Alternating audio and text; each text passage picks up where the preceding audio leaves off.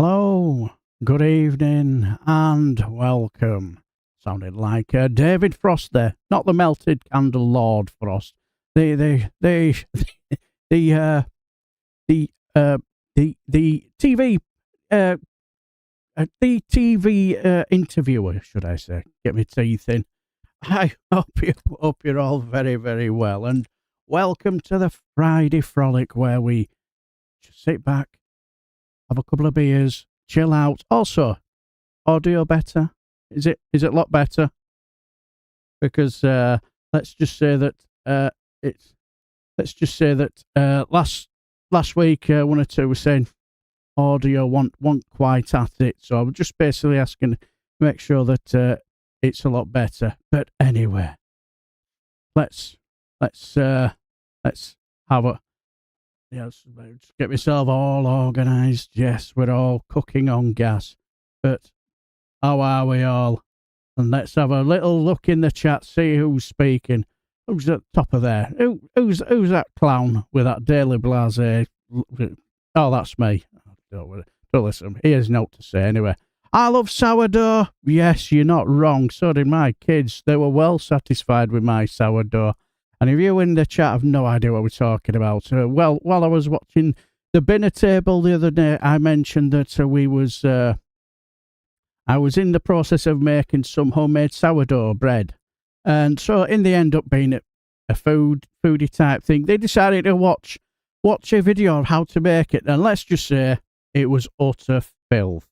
You would, all I will say is you wouldn't know the difference if it was a video about making sourdough or an erotic novel. Utter filth. But anyway, say no more about it, but it's been eaten and absolutely destroyed. But anyway, good evening, Billy Kershaw, and hello and welcome to my drinking partner from across the border, you could say. Hello, my dear friend Dave McGinnis. How are you? Just finished watching your last live stream while I was washing up and getting myself all prepared. Thoroughly enjoyed it. Also, if you've not subscribed to the two Davies, please do, because they do some fantastic live streams. And let's just say, and if you're incredibly lucky, you'll get to hear one of the epic rants from the legend that is Dave McGinnis. So please like and subscribe to the two Davies. They do excellent work. And hello, Ellie Butterfly Effect. How are you, my friend? Hope you're very, very, very well. And good evening, my friend. And the man who never sleeps. Hello, Alistair. Good evening, Viper Scott. Hope you're very, very well. Exactly. Good evening, Frolickers. I hope. Yes. Good evening, my friend. And let's see. Anybody else in the chat? Well, oh, my good friend Glasgow Kiss. How are you, my friend? I hope you're very, very well. Long time no here. Good to see you. Good to see you, my friend. Hope you're very, very well. And hope you've had a lovely day as well. And see if there's anybody else. Gordon Hunter. How are you, my friend? Oh, and hello, Counter Kev. How are you? Good to see you. And also another one. If you've not liked and subscribed to Power to the People, the Graham Price channel. Good evening, Graham. How are you? If you've not liked and subscribed to his channel, please do. Does some excellent stuff. I found his last video very, very interesting. Very, very good. So anyway, so I think that's about everybody. I think that's about everybody so far. Rosemary and Runconla. And just in the nick of time, we have hello, JD. How are you? Oh, how are you, my friend? And hello, Kirsty Hamilton. Good evening, my friend. Hope you're very, very well. Good evening. It's certainly been. Good evening, Steve Binning. How are you? Just snuck in there. Yes, I'm not bad, Graham. Not bad at all. You know, getting myself getting ourselves all ready for the weekend. So anyway, speaking of next week, somebody asked, will there be a Friday frolic on Boxing Day?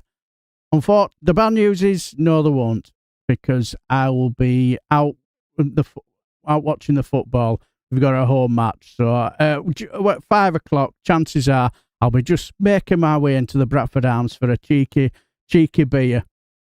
But the good news is, what I will do is, I will do it on Christmas Day. I will do it normal time, Christmas Day, Thursday. So it's a bit of a Thursday frolic, and it's two for one, isn't it? Because you get a lot of people who find Christmas Day a bit of a lonely time of year.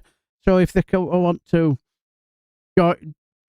jump in and watch a Thursday frolic on Christmas Day, to sort of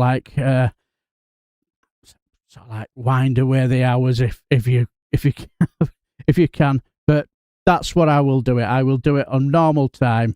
So that's what I will do. But I'll wake up and smell the roseberries. How are you, my friend? Hope you're very, very well. And hello, Alex Adams. How are you, my friend? Good evening. Yes. Thirsty Thursday Christmas. You're not wrong. Oh, the only thing is, what I will make sure, what I definitely will do is I will make sure that I stay off the alcoholic beverages until the show is done, because I don't think the one thing is for certain, I don't think you'll be wanting to hear me say for a couple of hours, I love you, then fall asleep for a couple of hours.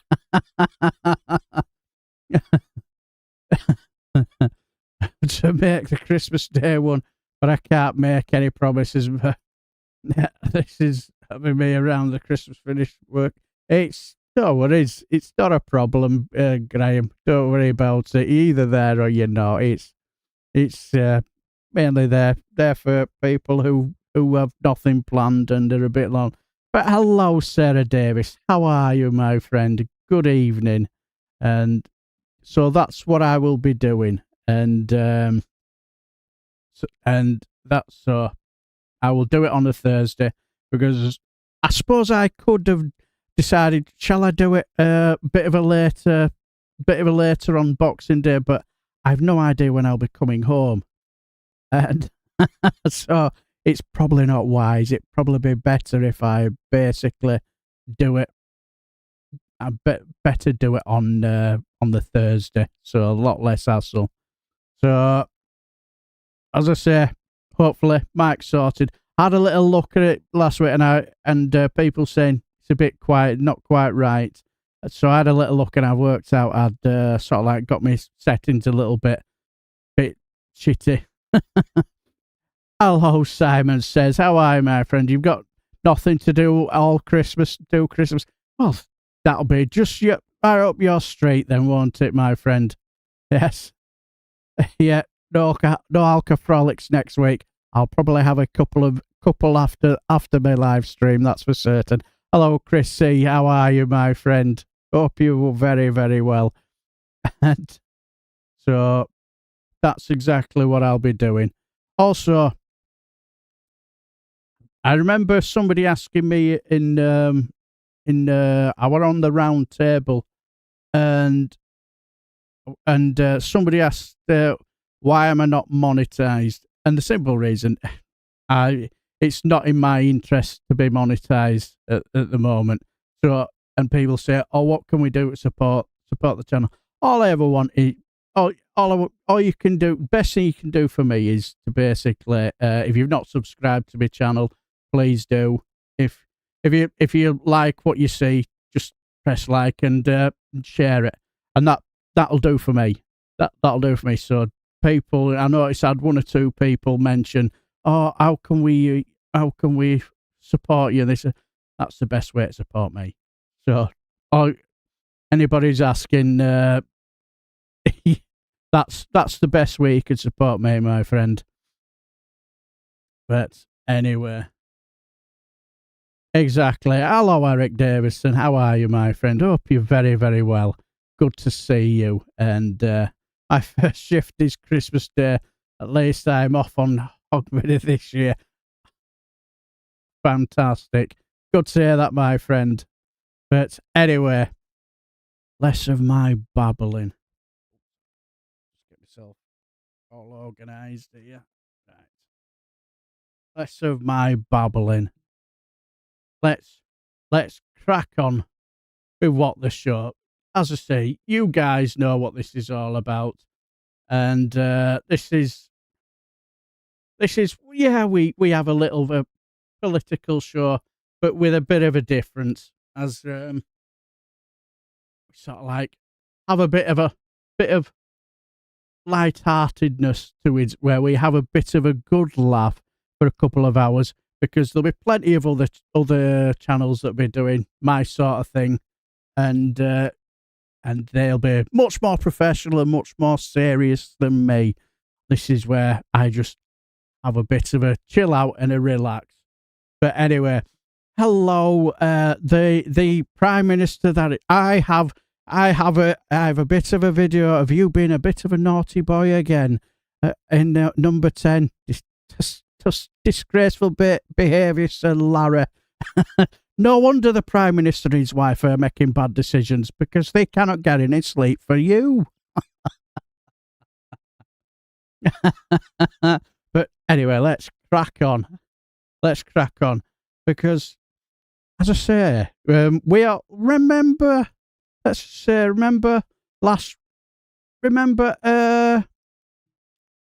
when was it last week or the week before, when the clown, that is the one and only, whether she is a clown or not is because she seems to be a star witness for the Cankles McTaco tits in his one-man war against the BBC. But anyway,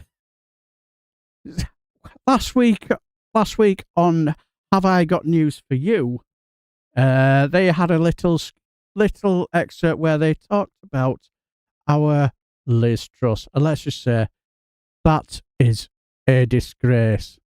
It's Liz Truss. Oh, Liz Truss. She's got a new channel. She's opening up new talk markets.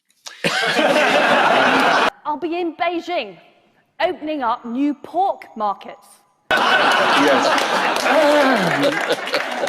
Martin, that joke is a disgrace. That is a disgrace. Yes, can I have a few? That is a disgrace in the chat, please. I'll own it. Welcome to the home of the counter revolution. Welcome to the Liz Truss show. We're 2 months away from Boris Johnson on OnlyFans, aren't we? I mean, this is getting ridiculous. Oh, it was the pull on that shot, the pull back. It's a cameraman realizing who she is and running away. At one point, she described a broken Britain where people are pulling their own teeth out. And thanks to her new show, they started tearing their ears off as well. She says all kinds of weird stuff in this. She says at one point that everyone in Britain is marrying their cousin. But I think that's just because she was an MP for Norfolk. Oh dear, this is where it goes downhill, because guess who lives in Norfolk? Oops. Oh boy. Oh, you'd be taking that back because I live in Norfolk.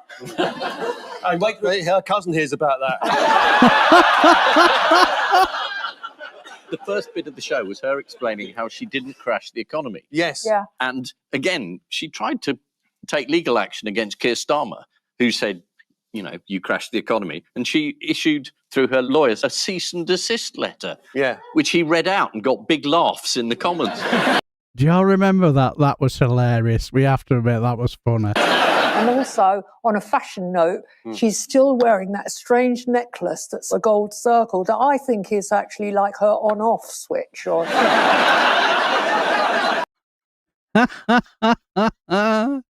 Yes. I think she does need a bit of a on-off button, doesn't she? Yes, but let's see. Yeah, great to start. Yes, exactly, Ali. A disgrace. pork markets. Yes. Thank you, Graham. Thank you, Graham. That is a disgrace. Do you remember when she made that speech? You know, she paused for the big applause and everybody just looked at her thinking, is she on something? Oh, that's my lovely daughter. That's it. Good evening, God's last sis. How are you, my lovely daughter? Hope you're very, very well. Hope you've had a great day on your whatever you were doing. Words failed me. I can hardly speak. Yes, Liz Truss always makes me feel a bit nauseous. Yeah, exactly. Now, my wife, when she mentioned about this a couple of weeks ago, she asked me, "Do you think he'll do well?" And I thought it probably will do for a show or two. For them, people will just think she's a bit cat's knackers, and plus she has the personality of a landscape portrait of cow dung, doesn't she? She's not very interesting, and you can get the feeling that people will just lose interest, won't they? Yeah. I always enjoy Paul Merton. He's very quick-witted, isn't he? No, forget, there's a very grifty YouTuber from there. I have no idea who you mean, Sir Larry. Don't watch this Trust show. Watch this here. The link. I'm see if does it go on? Oh, we'll give it a miss because it's got adverts on. But yes, don't always agree with her, but I like Janet Street Porter. She's quite sensible, absolutely unapologetic, and doesn't suffer fools. Bit like me. Yeah, I was once told I'm like that. I don't suffer fools gladly, for better or worse. You know, for better or ill, I don't know. Yeah, exactly, Ella. On off, I wouldn't plug in, fault it, and refund. Yeah, quite rightly.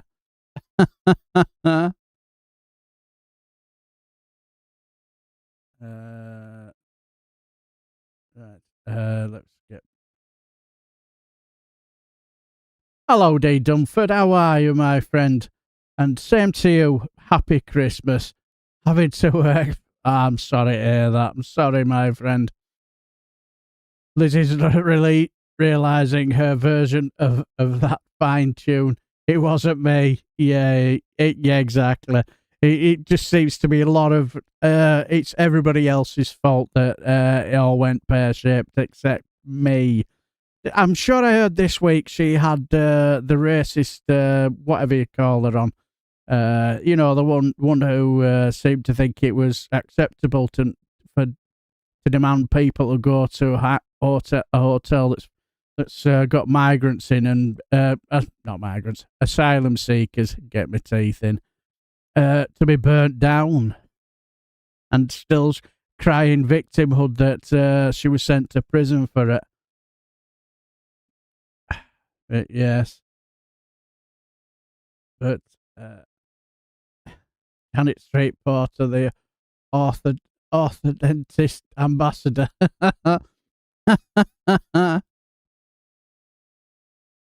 But Liz Crust, yeah, the Liz Crust show, I totally agree. Lettuce healthy in a salad. Liz is more of a salad in the head where her brain should be. Totally agree, Kirsty. Hello, Scott. How are you, my friend? Hope you're very, very well. Hope you've had a lovely day. Anyway, let's crack. Yeah, that's it. Lucy Connolly, that's it. Yeah. So, yeah, Janet Street Porter didn't help. Sales still not too late. Yes. Isn't all shots from Norfolk? I think so. I think it's from Norwich, isn't it? So I think is it Norwich? I could be wrong. Which is down that way, possibly. But yes. But anyway, let's move on. Did we know there has been a certain person from Portsmouth? Let's just say he's not a happy bunny because the simple reason. Then he's got a problem with something else that has gone woke, and he's not happy. Colin from Portsmouth is on the line. Hello, Colin. I am disgusted, absolutely disgusted. What's happened now, Colin? My grandson's primary school are doing their nativity play, right? But the school's gone woke, of course. Oh, no, not another school gone woke. What are they doing, Colin? They're having a pregnant migrant woman crossing a border with her husband, who isn't even the dad, and we're supposed to be happy that they're given a warm place to stay. Well, that is the nativity story, isn't it, Colin? That's quite accurate. Oh, you'd love it if the Bible told us to be nice to refugees, wouldn't you? Exactly. Disgraceful. Woke radio presenter. That would suit your Ramona agenda down to the ground. They're brainwashing our kids. What role is your grandson playing, Colin? What part? The donkey. Oh, the donkey. that's lovely. That's the biblical version of a small boat crossing the channel. I'm going to tell him on the day, son, you refuse to take them. Yeah. Show a bit of backbone. Unlike this woke tofu-eating mafia we call the UK. Tell Gary Bloody Lineker and James O'Brien we are not rolling over. Where is a Herod when you need one, Colin? Well, you say what you like about one of the most tyrannical rulers in the ancient world, but at least he'd bring in ID cards. Anyway, Anthony, thanks for having me on. Love to the family. Love to the family, Colin. Love to the family. That stable's far too good for him. Yes, that stable is clearly far too good for them.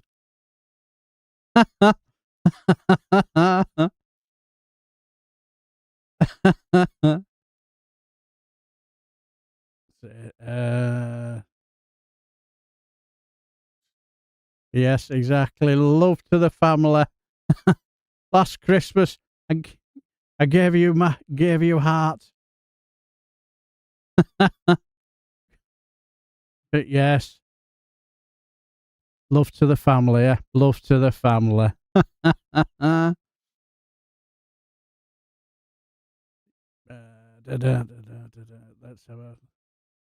That's just given me a brilliant idea for a funny Christmas special. Oh, I'm looking forward to that then, Graham. That should be absolutely fantastic. I'm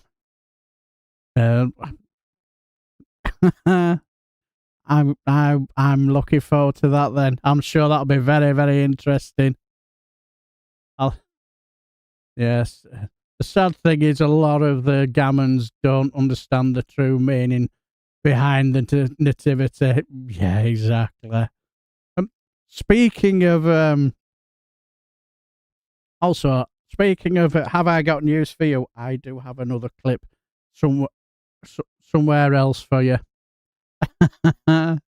So look forward to that. Yes, the Christian gammons. Yes. Yes, I agree, Sarah says, yes, you certainly do deserve some time off. You certainly have been, wherever I go, I'll see some, when I'm flicking up my phone, see some live stream. There's Alistair, keeping it all under control, making sure that nobody's giving anybody any slaver. I don't know where he finds the time. But anyway, speaking of my moderators, give them a thumbs up because I couldn't do this without them anyway. Without certainly. And nobody's person impersonator. How are you, my friend? Not a problem. I'm just glad that you're here, and I hope you're very, very well. But yes, the nativity play gone what, and it's all when it comes to the gammons, it must be a thing because whenever their children or grandchildren are in the nativity play. They always seem to play the donkey, don't they? Is there more to this than yeah, they get angry because they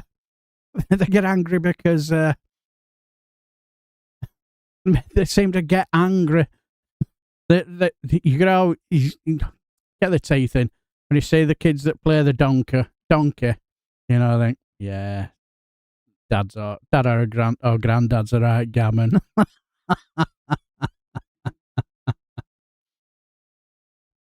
But anyway, let's move on. All of a sudden, let's. All I will say is that, has would anybody like a kettle? Has anybody ever seen a kettle that looks like Adolf Hitler? You may be thinking, how is that possible? How is that possible? Well, there you go. Yes, let's just say that the billboard was removed as some claim the tea kettle looked like Adolf Hitler. That advertised a tea kettle now being sold by J.C. Penney. And oh, what an internet buzz it created. Because in the eyes of some people, the tea kettle bore a strong resemblance to Adolf Hitler. Will you be the judge? This is what... Strangely enough, it does have a striking resemblance, doesn't it? The tea kettle looks like on the J.C. Penney website. Here's what the billboard looked like, and here's a picture of Hitler next to it. Now what do you think? That advertised a tea... Yes, unbelievable.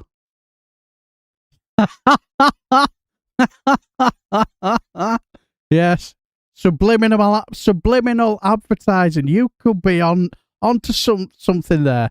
Oh, that could be the best one of the night, Adolf Hitler. That is brilliant. Good evening, Flummox. How are you, my friend? I hope you're very, very, very well. Good to see you. I bet Farage got one immediately. Yeah, I bet he did. I bet what he. But I also, you know, every Reform MP, I'll got the same kettle from him as well. Merry Christmas.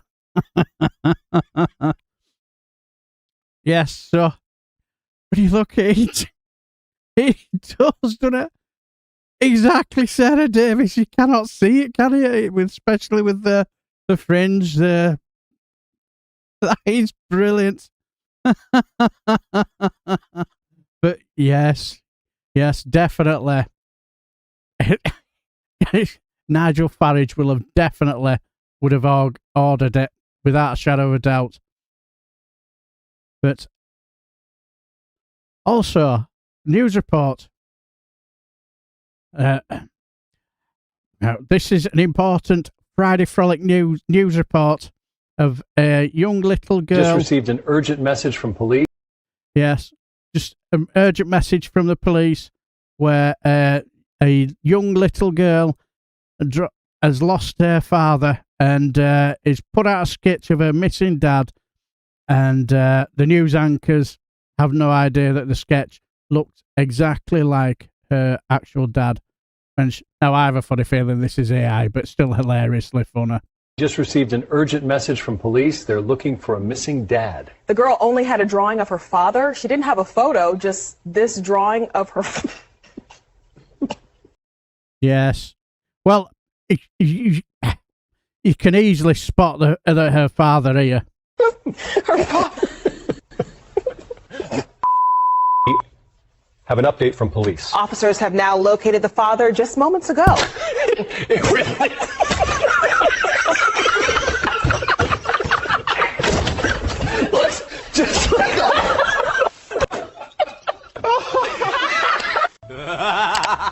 Just received an urgent message. Yes. I need a nipper out for a bit. Nobody's got an hunter. Not a problem. Not a problem. Yeah. Is it Dad Hines Wolf? Yes. Hello, Phyllis Mooseface. How are you? I've no idea who that's supposed to represent. Not at all. Hello, my name is Phyllis, and I like talking bollocks. I heard that Rachel from accounting is looking for a new kettle. I wouldn't like to say, but I've just seen an advertisement for one. So, yeah, a little girl would recognise her dad anyway. Yeah. It's definitely, I doubt they'd laugh that. I was thinking that you would never see our BBC News reporters fall into bits. Exactly. Professional to the end. But anyway, right. Let's get into the Christmas festive spirit. Let's get, all I will say is let's get ready for the Christmas spirit. Now we all know that every year there is, they're always, you could say, pop stars and everybody fighting for that number one Christmas number one slot. But I think I found the winner. It's a surefire bet to race up the charts and storm it and be number one. That is without a shadow of a doubt. Yes. Do they know it's Christmas cover by Three Blokes on Helium? Go on, get your lighters on. Jesus. It's Christmas time. There's no need to be afraid. Come on. At Christmas time, we let in light and we banish shade. And in our world.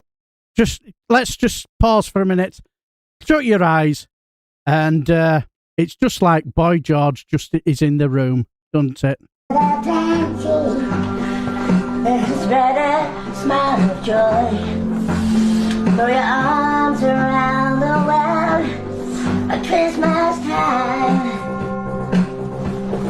But say a prayer. Yeah! Pray for the other ones. At Christmas time, it's hard, but when you're having fun, there's a world outside your window, and it's a world already clear. When the only water flowing is the bitter sting of tears. On your Christmas bells that ring there are the giant shines of doom. Come on, Bono. Well, tonight, thank God it's them instead of you. And there won't be snowing as we know it's Christmas time. Oh. Well, get this year it's like, oh, when nothing ever grows, no rain or river flows. And do they know it's Christmas time at all? Here's to you, raise a glass for everyone. Here's to them underneath the burning sun. Do they know it's Christmas time at all? Gets you right there, doesn't it? Yes, I just thought I'd get you right into the Christmas feel. Yeah. Yes. Do they know it's Christmas on nitrous oxide? Yes. May I say, do not try this thing at home, because clearly these three were trained professionals. Exactly, wake up and smell the rosemaries. Just got you right there, didn't it? Yeah. just made you want to rush out and buy it, didn't they? Good evening, Leapshin. And same to you, my friend. Merry Christmas, and I hope, I suppose, yeah, everybody, you all have a very prosperous New Year as well. I'm pretty merry as per usual. Well, hopefully I'll be able to raise your spirits even more. Yes, I'm trying to think which gas makes your voice deeper. Yes, like I'm trying to think of the backing vocals for Elvis. I've forgotten what they call them now. Jordan Ayres wanted some of the woman whose voice was going down. Right down there. No, even I couldn't make that. Do they? Nice. Christmas. Yes. Yes. It's the Smurfs. Exactly. Tim McGuinness. Yes. But yes. But they'll get anyone voicing Alvin and the Chipmunks after that. Oh, without a doubt, yes, they'll definitely be. But you could say on the Alvin and the Chipmunks show. But now we've had a little break from the serious stuff. If there's anything serious you could say. But I am sure it's so. But there's no way I'm going to even try hexafluoride. It's hexafluoride. Jesus Christ, you're testing me now, Chrissy. That caused your voice to sound deeper. I suppose that'll be handy if you're doing voiceover for poems or whatever and sound really down like that. And there's no way I could do it. They will be covering 99 red balloons next, or deflating 99 red balloons. Where's Father Abraham? Exactly. But anyway, back to the serious stuff, because there was a phone call. A phone call where a certain radio host got a caller who was basically saying that Santa is actually a fascist. Sophie's calling from Epping Forest, and not for the first time. Sophie, what are you looking forward to the most about Christmas? Hi, James. I called a few months ago when all them England flags were polluting I love the in our streets. You know, every single year I look forward to taking my kids to see Santa in the city centre and see them looking up on his lap and saying what presents they want this year. But you know what? This year I don't want them going anywhere near him. Oh, no, why is that, Sophie? Because his bloody dress is up in the colours of the England flag. It's all red and white like St George's Cross apart from his belt. It's disgusting. Oh, gosh, do you know, I've never thought about it that way. It's always been a quotidian activity to let your kids sit on Father Christmas, isn't it? But you are correct. Santa Claus is, and I'm only waking up to now, always has been dressed in the England flag, which understandably is utterly anathema to you and many other patriotic members of British society. I love that. He does an excellent James O'Brien, I'll give him that. My kids aren't going anywhere near that racist creep. Do you know, Sophie, I'd love to blame you, but I can't. I'd love to come to the rescue of Father Christmas, but it is an irrefutable fact that he does choose to parade around in the colours of fascism. So what do we do, Sophie? Do we boycott Santa? Do we rename him to, I don't know, Father Fascist? Yeah, that'd be a good start. I'm just mortified, James. And who can blame you, Sophie? Hey, I'll tell you what, the very quality of this call is making me wonder whether the proof of Santa's far-right nationalism is in the Christmas pudding itself. You've lost me with that one. What do you mean? Kris Kringle, Sophie. Oh, my God. Are you thinking what I'm thinking? His initials are literally a single K away from being KKK. Absolutely egregious. Oh, my God, you're right. I'm so sorry to have to break this news to you, Sophie, live on radio. I really am, and thank you for bringing this to my attention. I'm sorry, James. I just called in and cried, but it's all this fascism. Hey, don't worry yourself, Sophie. You have a good cry and feel free to blow your nose on a flipping England flag if it cheers you up. Yeah, it will. And there it is. It all makes sense now. And it's not even 7 minutes before 45 minutes after 10. But do you know, I don't want to sound like Billy Big Bananas, but sometimes the sheer brilliance of these call-ins and the revelations to which they lead are worthy of an appellation in their own right that will last for the ages. I genuinely am speechless, but hey ho ho ho.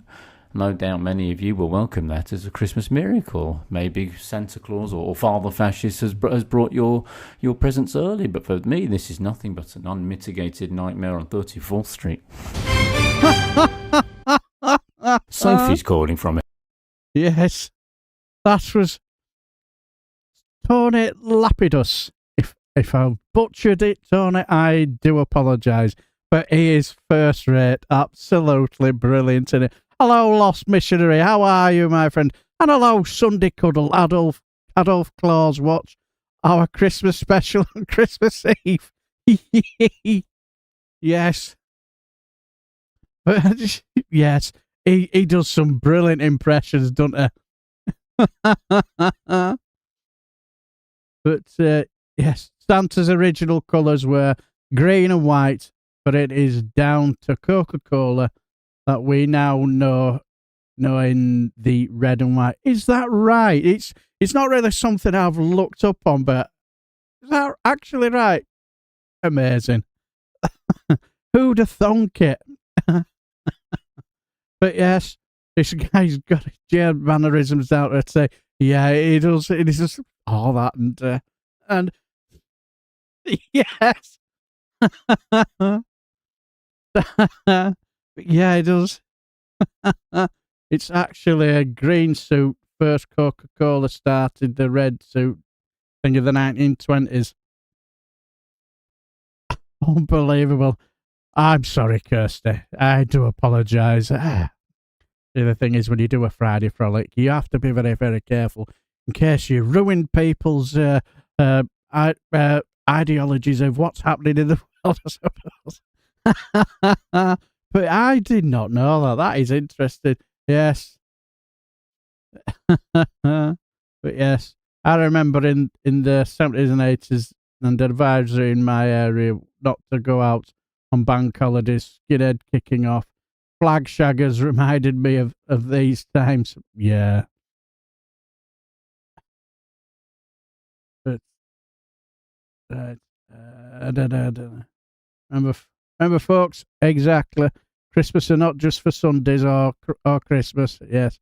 When I lived in Germany as a kid, we used to go to the Christmas parade where St. Nicholas would ride through the town throwing sweets at us kids, and then Black Peter behind him with a sack. Fantastic. Santa is a... Exactly, Glasgow Kiss. Santa is a Celtic supporter. Hail, hail! Totally agree. I wonder what O'Brien's response is to this. He's actually saying it, and he's incredibly impressed, actually. You know, you get some people, when you see other people do impressions of you, they feel uncomfortable. There was one... I've forgotten his name. He used to do the Channel 4 show with Denise Van Houten, Johnny something or whatever. Somebody did an impression of him, and he didn't like it because he said it just made him feel uncomfortable. The colours of Christmas are inspired by an early 20th century Coca-Cola ad campaign. Kind of a metaphor for the whole Christmas season these days, really. It certainly is, really, because I'll tell you what I'm doing at the moment. One of my favourite Christmas songs that I've always loved, and is and for a few years now it's always been my sign for the start of Christmas, was Greg Lake's I Believe in Father Christmas, and to a point where I'd always liked it and enjoyed it, and because I just enjoyed how it was done and all. So what I decided to do was get into it and learn to play it, and my God, there's a lot of stuff going in there, but I'm thoroughly enjoying. I've managed to learn the difficult bits like the intros and the solos on the guitar, and I've been playing the verse music, which is not as complex as which if you're singing lyrics, it's probably wise not to do it that way. But that's what I've been doing, and I've been really, really enjoying it. And also been getting back into recording my guitar again and learning with timing. Really enjoyed it because I've not really done it as much as I used to. But there was one bit where I'd done a bit of recording of it, and I couldn't work out why it didn't seem to be working properly, because I managed to find a bit of a tab for the intro. The only trouble with tabs is they don't give you the timing or anything like that. So and it just didn't seem to be working, and I couldn't work out why for the life in me. And then I managed to find another one where you go through it, they play it, but they'd have the timing and the tab underneath it. And I realised that it's 4/4 timing, but there's one little bit that is in 2/4, and I went, "You bastard!" No wonder I couldn't get it right. But so yeah, I've been learning to play that, and been thoroughly enjoying it. And it's in one of my favourite tunings, Drop D. Yes, I like that one. My favourite Christmas song is Last Christmas, but I love playing Only Winter's Tale by David Essex on my own when nobody's listening. Yeah, as I say, I'm one of these where you could say I'm a very reluctant singer. I have a average voice, if best, at best, should I say. Yes. When I were a lad, Christmas happened every time you walked over some used chewing gum on the pavement and it stuck to your soul. It was hell's, or was it gone? Fairy Tale of New York for me. Yeah, if I'm honest, it's my wife's. She loves that song. She gets rather exercised, when she hears it on the radio, and they change the words because they find it a little bit too near to the knuckle. But and anyway, let's crack on. Yes, I'm sorry to do this to you. Sorry to do this to you, but just to let you know, prepare yourself.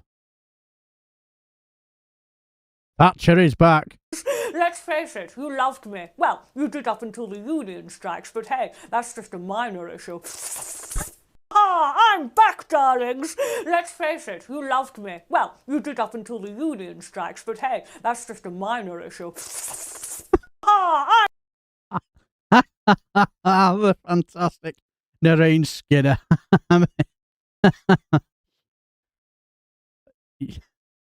So, she's brilliant, isn't she, Noreen Skinner? She always makes me laugh. She always makes me giggle. Oh dear. Santa Claus, you Clint. Where's my fucking bike? Strangely enough, I remember when I was 10-year-old Glasgow kid, I wanted a bike. And I remember we come down, I were hoping for my bike. When you're that age, and get all the presents. And I still remember thinking, oh, no bike. Anyway, my dad went round back at sofa, and I think, oh, what's this here? And then he just pulled out this bike, and I was just proper shaking with excitement. I couldn't believe it. Got me bike, I was proper shaking, I was crying. But anyway, when you mentioned the bike, Glasgow Kiss, it just reminded me of just reminded me of that. Now, I found this. I'm just going to read something that is very, very interesting. And now, I don't know who this person is. Maybe somebody in the chat might know. That's the reason why And it's somebody called Daniel Lismott. I've never heard of this person. I just came across this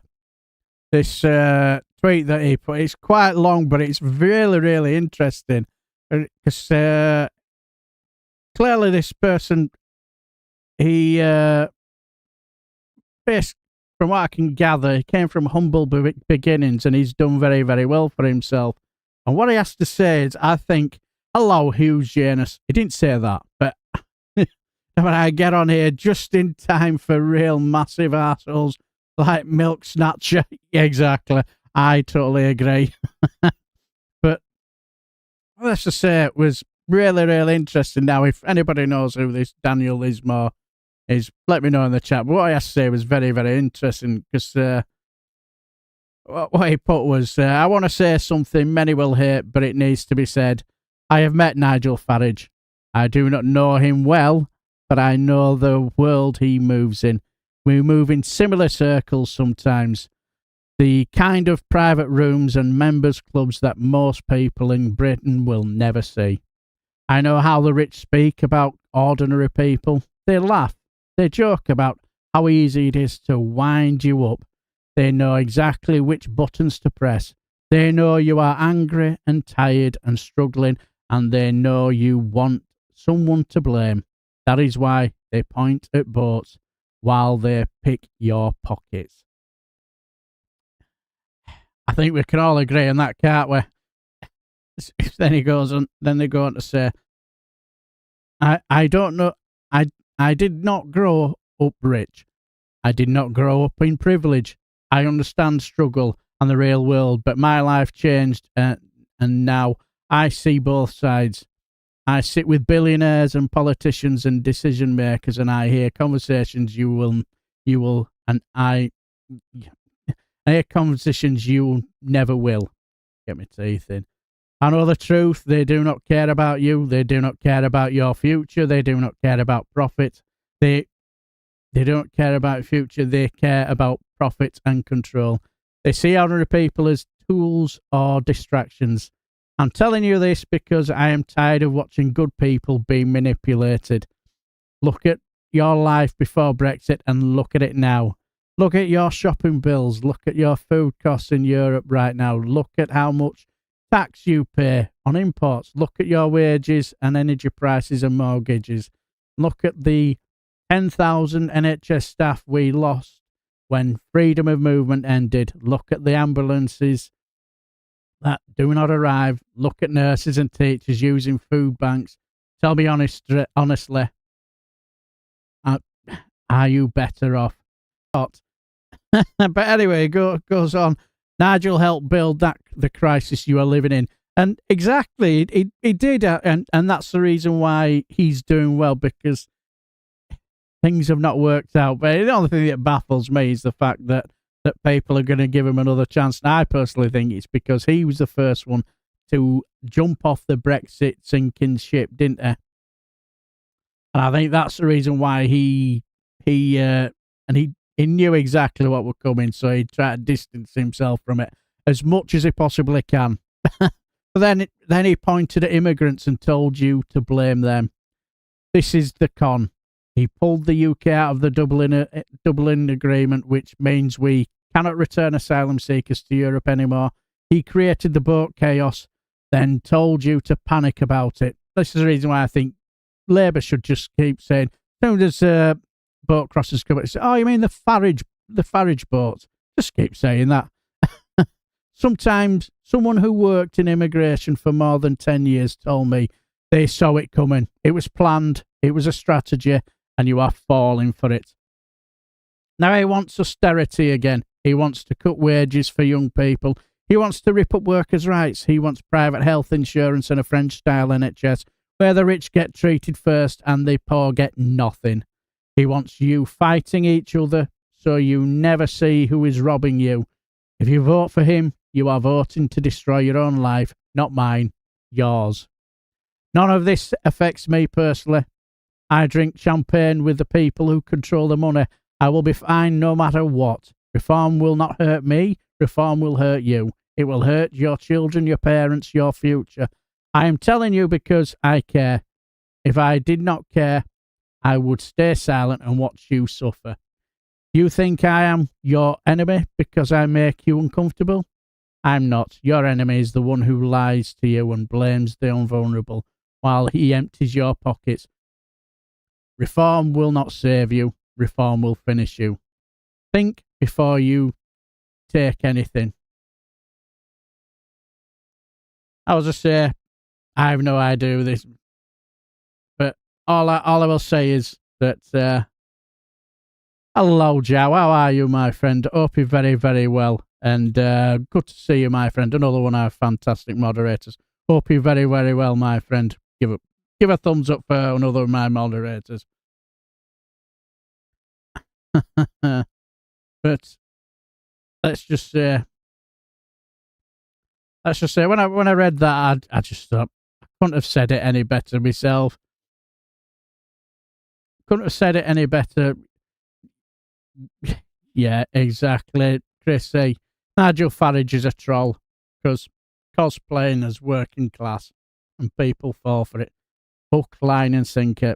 They certainly do. Oh yeah, exactly. Cheers for that, Alistair. Yeah, please give a like and subscribe to Jow's channel. Also to Sir Larry's as well. Totally agree, Hugh Janus. Totally agree. Excellent tattoo. Totally agree. So yeah, please go and give a like and subscribe to both Sir Larry's and Jow's channel. That'll be most appreciative. Exactly, Ellie. That is a very handy tattoo. But I'll say when I read it, I thought I couldn't have said it any better myself, even if I tried to. Absolutely brilliant.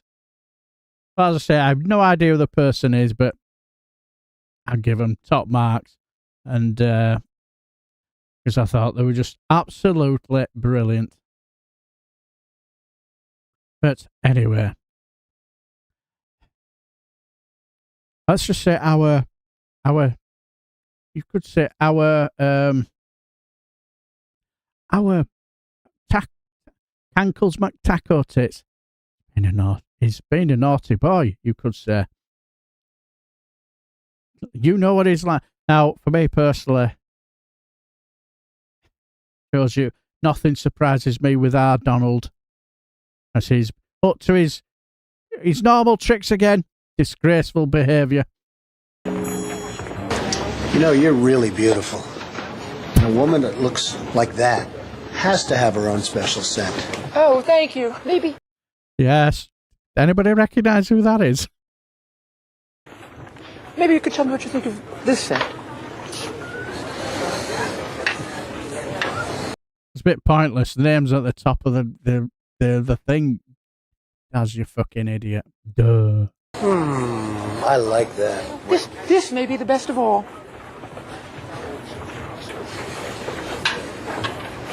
Oh, that is creepy, isn't it?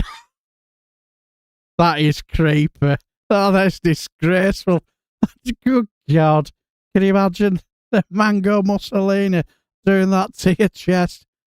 Oh, you dirty boy, you. Oh. Donald, I thought you were a gentleman. You can't say I didn't try. All I will say is, anybody who thinks that the Don is a gentleman clearly is misinformed then, isn't it? Yeah, exactly, Eugenus. Yes, nasty. Yes. And as you can say, as Alder's got nothing has changed. Exactly, Kirsty. Ooh! Yes, disgraceful behaviour from our Mango Mussolini. Disgusting. But anyway, we will endeavour. We will be going back to our Mango Mussolini a bit later on. Because still one or two other very, very good clips.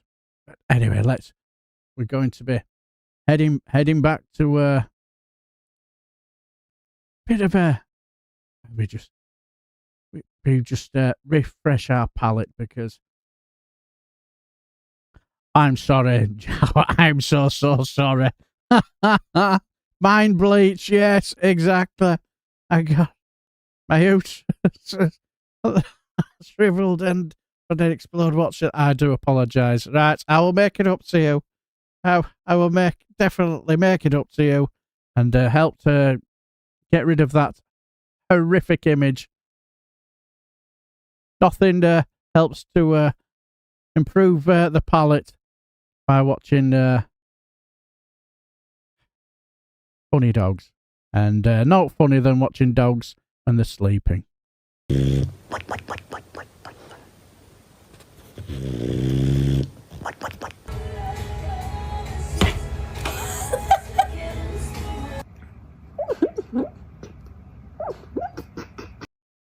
We had a Patterdale called Pepper that used to do that. They're so cute.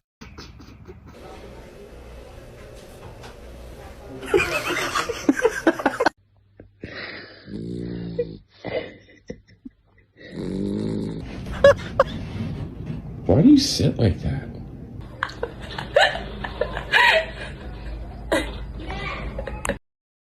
How does it? I'm just trying to work out how the dog is sleeping. That how is the dog managing to breathe? But if you think this is bad, wait till the end one. This is the end. Absolutely amazing. How this dog does it. I do not understand how it manages it.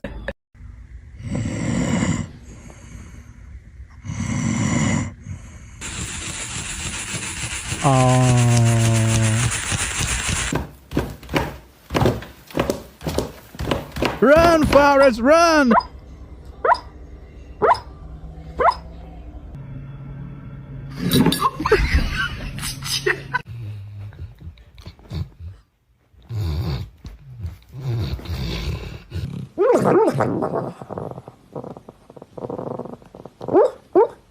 He's sitting, standing, and laying down.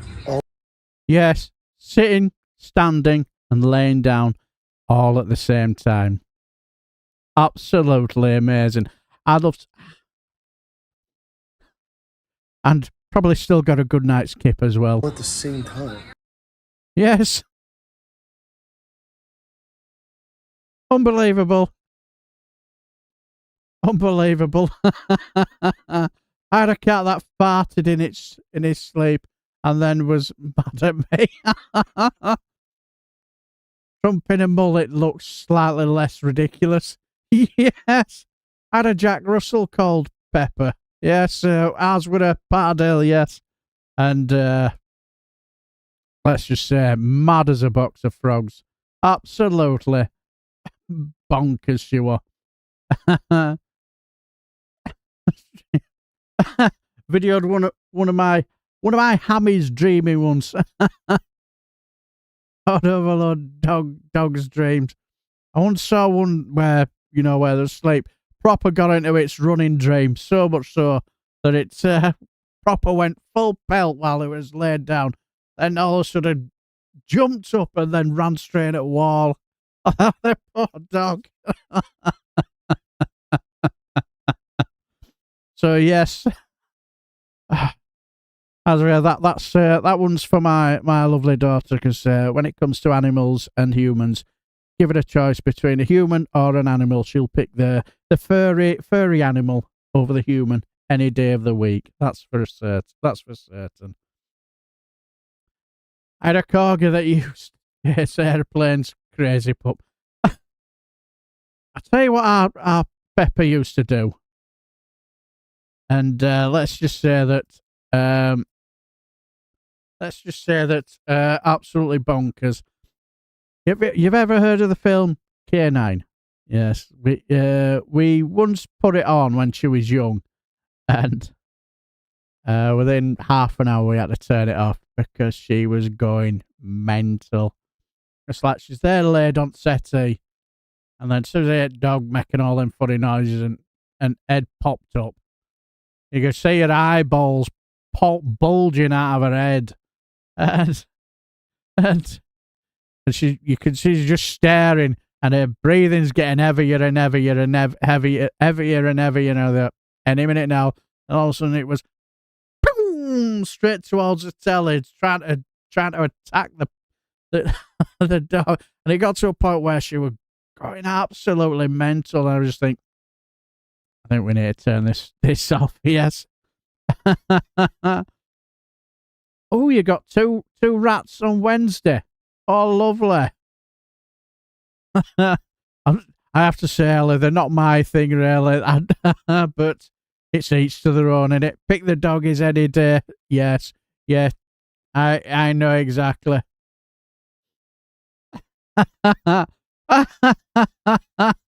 Hugh Janus. These are jokes, folks. Did Pepper have a sister called Salt? Push it real good. These are the jokes, folks. I had a dream where I was whitewater rafting and fell in. Turns out I had drunk too much and pissed the bed. Oh, for fuck's sake.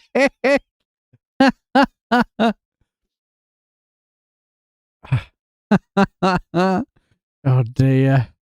I remember once a friend of mine told a story that he'd been out on the lash and then he got home and was rather pissed and wobbled up, and then he went at the toilet. Next thing I noticed, my girlfriend slapping me round back at head. And I go, "What are you doing?" "I'm having a piss." Says, "You're pissing on your alarm clock, you idiot." Never mind. The thing that puts me off keeping them, I was just that they have such short lives. Is that right? I did not know that. Oh, right. Is that right, Graham? Oh, what's the lifespan for rats? This shows education, isn't it, folks? But anyway, back to the show. Guess what happened this week? Guess what happened? How every year the Private Eye do their own little stage show, Christmas stage show. And let's just say this year they did not disappoint. They most certainly did not disappoint. There we go, sir. Yes, it was an evening with Private Eye 2025, and following the controversy over the edited Trump speech, the BBC has been lambasted for all its negative and biased portrayal of the leader of a prominent right-wing government. You'll never guess which government we're talking about. See ya. Following the controversy over the edited Trump speech, the BBC has been lambasted for its negative and biased portrayal of the leader of a prominent right-wing government. The Emperor Dalek spoke to the BBC yesterday, saying, Daleks have been selectively edited to show us in a bad light since 1963. They portray us as unthinking, homicidal, fascist aliens who want to enslave the galaxy, when in fact we are highly sophisticated, homicidal, fascist aliens who want to enslave the galaxy. A senior gold Dalek continued, We never said exterminate! Exterminate! This is a complete fabrication. Viewers hiding behind a sofa were unaware that this was taken out of context from a much longer speech outlining our current position. The full text was, and I quote, exterminate, exterminate, exterminate, exterminate. The Emperor Dalek concluded, We have complained to the BBC before and tried to take it upstairs, but the lifts don't work. Thank you very much. They would have taken it further, but the lifts don't work. And yes, you Janus, that is Harry Enfield. When I listened to the first Dalek, I thought, did that first Dalek come from London?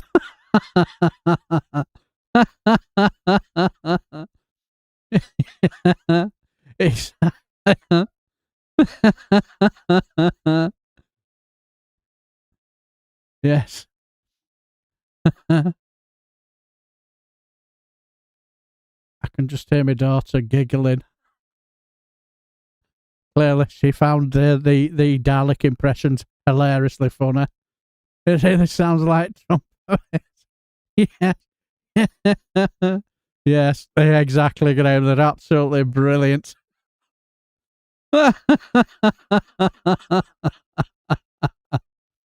London or Dalek. As it's now. Yeah, Dalek stand, yes. But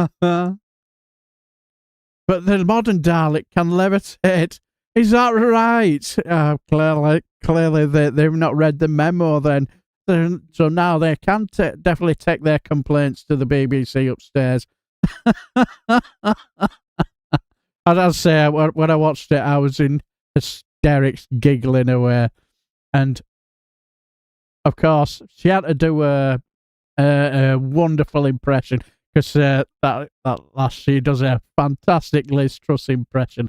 Absolutely hilarious. I was hoping to find it, but unfortunately, I couldn't. Scary that some of the politicians do sound like Daleks. You never know. They could have been brought down from wherever the Daleks came from. You just never know. Because, well, they do seem to be hell-bent on exterminating us, don't they? One for your daughter. I know a little fairy, and its name is Nuff, and that's fair enough. Trump is too heavy to levitate. Yeah, you're not wrong there. Let's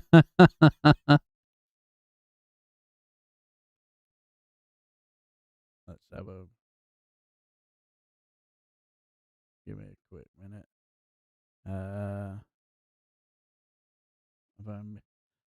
Have I missed something? I must have missed something. Give me a quick... I clearly missed something. Well, no. I'm sure I will...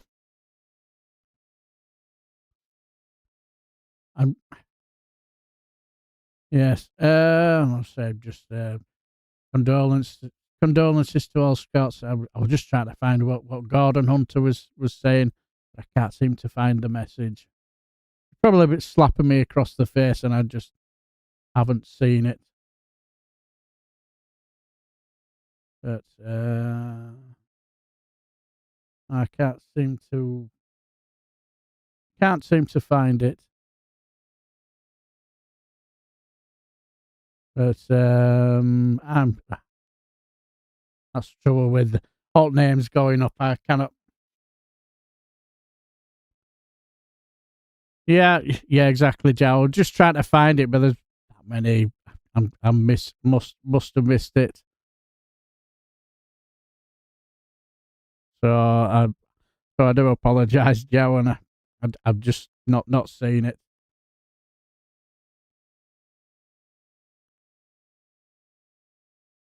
Yes.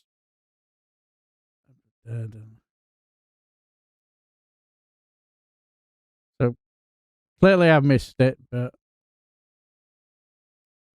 I'll say Pete Scally, independence advocate, has passed. Ah, right. Yeah. Condolences. Yeah. Sad to hear. So sad. So sorry to hear that. But anyway. Yeah. No. Yeah. Yeah. Cheers for that, Gordon. Yeah. It's all going swimmingly. Not so good for Daleks, DB. You're not wrong, Counter Kev. Yes, exactly. Yeah. Sorry to hear that. Yeah, it is sad news. So sorry to hear that. But let's just we as somebody who does frequently frequent KGBs, you know, I found and I find it's quite a hilarious place to wonder about, and some of the interviews I find absolutely bonkers. Talk about trying to basically start controversy in the desperate attempt for clicks and likes and clickbait. Hilarious. There was a certain woman who I basically call Zelda from the Terrorhawks. I think you all know who I'm talking about, mentioning no names. Carol Malone. Well, she made a bit of a fuck up, didn't she? Over a couple of days ago, didn't she? And let's just say that things didn't go well. And I found this video that beautifully explains what happened after she spread some quite disgusting misinformation. Let's talk about how trash this really was. Carol Malone went on GB News and stated that Doria Ragland had been in prison. She said it on air. She said it with confidence. She said it without any evidence. That claim was false. Completely false. And it should have never reached the broadcast desk. Doria Ragland is a private citizen. She did not consent to being tabloid fodder. She did not sign up to be turned into content. And yet, that lie aired. Now here's the part people are whispering about. The word on the street is that representatives of Doria Ragland contacted GB News directly and demanded a retraction. Not a suggestion, not a polite note, a correction. And suddenly the tone changed. Suddenly there was an on-air apology. Suddenly there was careful language. Suddenly there was GB News correcting Carol Malone. I stated that Thomas Markle, the Duchess of Sussex's father, brought Meghan up while her mother, Doria Ragland, was in prison. I believe this to be the case based on what I now understand to be misinformation I had seen online. I was questioned about the validity of this claim during the broadcast, and I repeated this belief, which I now understand to be false. This was a genuine error. I accept what I have now been told on behalf of Miss Ragland, that she raised her daughter and that she has never been in prison or jail. I apologise sincerely to Miss Ragland and her family for any pain my comments may have caused, and I'm happy to set the record straight. And can I just say on behalf of GB News, because I was on the programme that day, we all wish to apologise to Miss Ragland for the error, and we are happy to correct the record. There you go. So... yeah, exactly. Unfortunately, David Guinness passed. And you're quite right, Tories don't get tasered. She suffers from foot and mouth disease. Yes, she certainly does. And, yes, Malone can we ice her? Yeah, I'd love to see. Yeah, totally. She suffers from foot, yes. Yeah, exactly, Kirsty. I just wish she'd go away. How does KGB News get away with this day and out? Yeah, are we witnessing history, a retraction from GBBs? But when this continues, it's quite interesting. That timing isn't subtle. This wasn't a spontaneous moment of conscience. It was pressure working exactly as it should. Because accusing someone of a criminal past on television is reckless. It is defamatory adjacent. It is the kind of thing that wakes legal teams up fast. GB News let the claim air. They let it circulate. They let it sit until accountability knocked. And when it did, they folded. Carol Malone apologizing doesn't make this a growth moment. It documents the failure. It confirms the lie. It proves Carol Malone can't be trusted. It proves Carol Malone is a hateful liar. What matters now is the signal it sends. It shows that these derangers are not untouchable. It shows that private citizens do not have to absorb public lies quietly. It shows that consequences arrive when people push back. This apology is not closure. It is a receipt. And if this is a preview of what accountability is going to look like for GB News and all the other tabloid press going forward, then they should get used to it. Because the era of saying whatever and facing nothing is ending. Interesting, isn't it? Now, will she suffer any pushback for that? I've no idea. Hello, Diz from 66. How are you? Hey, I'm sorry that my tardiness is not my fault. Don't need to apologise, my friend. Just good to see you, and don't worry about it. Hope you're very, very well. And I don't speak to you before. Well, hopefully I'll speak to you on Christmas Day, because just to let you know, as I said earlier on, I'm doing my Friday Frolic on Thursday, because for a simple reason, football's on Boxing Day, which is on Friday, and I'll be out, so I'll do it on the Thursday. So don't worry about it. Yeah, for being one of the first right-wing grifters to admit that she fell for misinformation. Few would do that. Yeah, I think you've got might have a point there. But was she forced into it?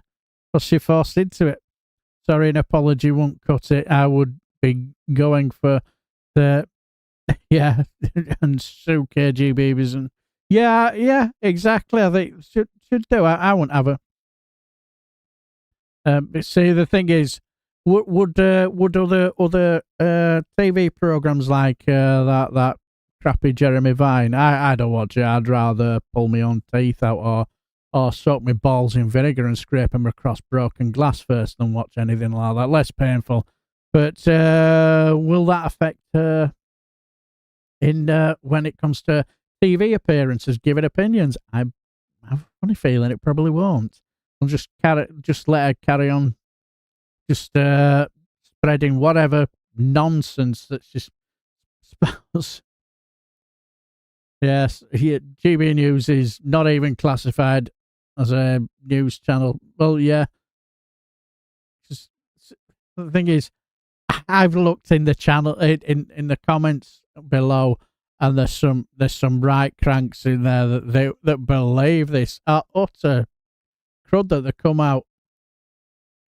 How the channel would be subject to a judicial inquiry, and the reporter suspended pending charges and fined and probably impeded of being a reporter for an extended period of time. Yeah, whispers into Carol's shell like it's a dog and bones. Someone called.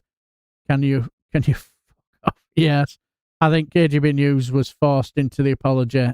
I don't think the apology was sincere. You're probably right, Chris. Yeah, and the bin have kicked off with Tez. Have they? Have they? Have they had a bit of a falling out? Have they something? Oh, that's sad to hear. Because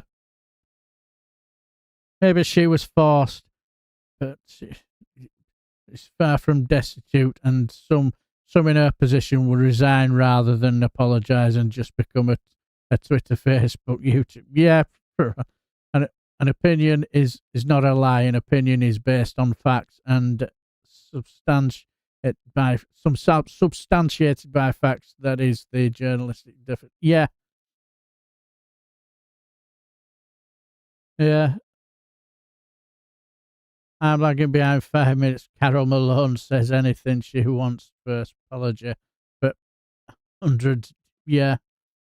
God damn it. Make your family shake. Yeah, you're not wrong, Diz. Yeah. She is a vile individual. I couldn't sit there and no falling outs. All right. So they're no falling outs. All right. All right. So no worries. But yeah, I just thought that little bit of a clip was interesting, because I've been seeing a load of clips where she's been doing this apology, and I remember seeing the little clip where she made the allegation, and it was a case of, that sounds interesting, because people making a bit of a hoo-ha, the next thing you know, get the apology, and I think, ooh, how interesting. Hello, Dodgy Syrup. We have the former Tory MP for Lichfield. How are you? Are you on Fine Frolicking? You're on Fine Frolicking Friday.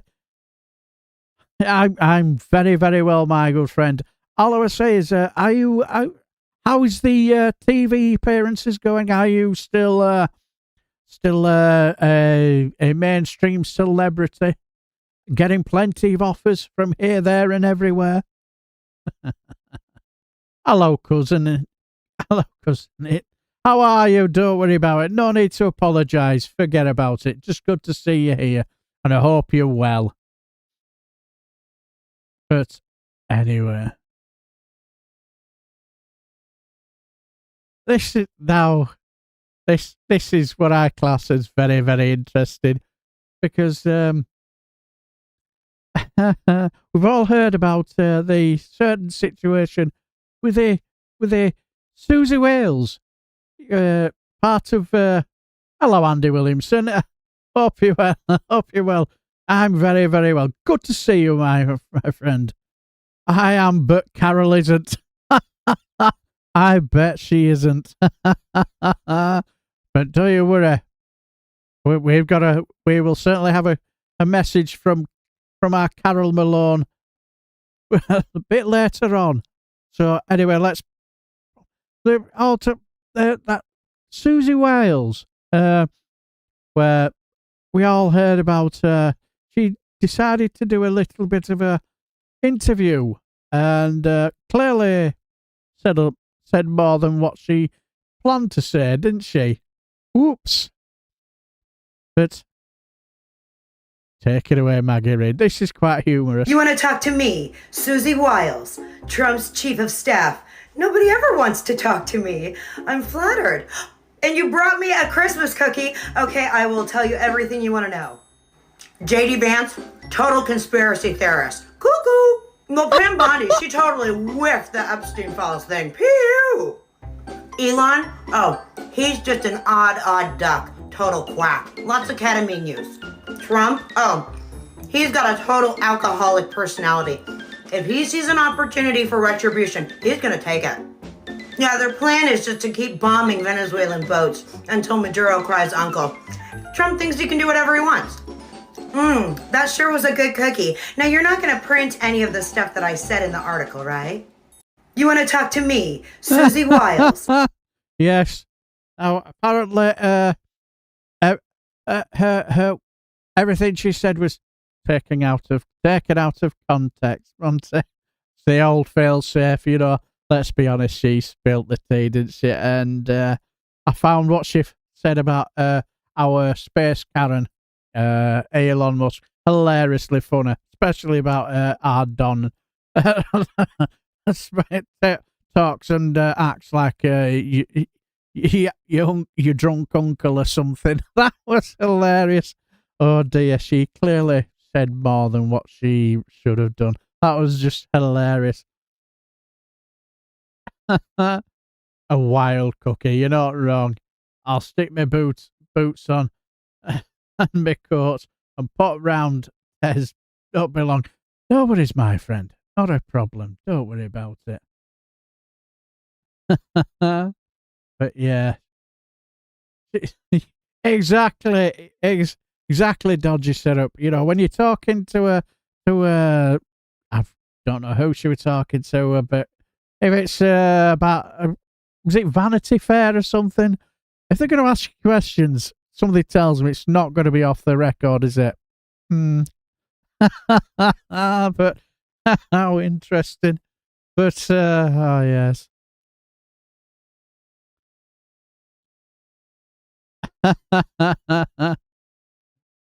Yes, I'm glad you're having a fine, frolicking Friday frolic. I'm glad you are, because I certainly am. It's getting me in the mood for the weekend and also getting me in the mood for next week, my dear friends. But, yes, I just found that hilarious that she seemed to think that politicians and government officials are never off the record. Exactly, Joe. I totally agree. If you're speaking to somebody from Vanity Fair, they're not going to keep it a secret, are they? Especially if you're saying all that sort of stuff.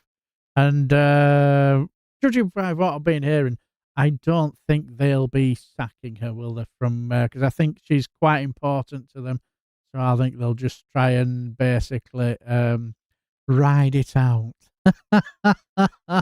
But well done to the wonderful, the fantastic and hilariously funny Maggie Reid. And all I'll say is, a Friday Frolic won't be a Friday Frolic without the wonderful and irreplaceable Maggie Reid. She's brilliant. But anyway, speaking of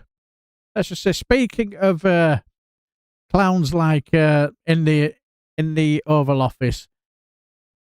Also, let's just say that I found this lovely clip.